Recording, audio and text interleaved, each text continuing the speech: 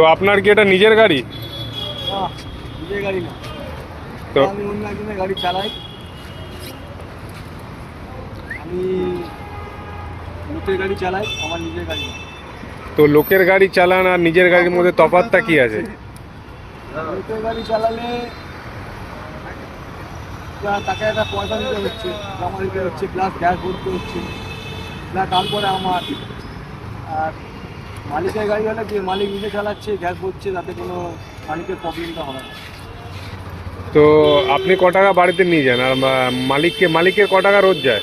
আগে নিয়ে যেতাম 700-600 এরকম নিয়ে যেতাম, এখন সেখানে 400, 300, কখনো 500 এরকম হচ্ছে। তো মালিককে ক টাকা দিতে লাগে এই অটোর জন্য?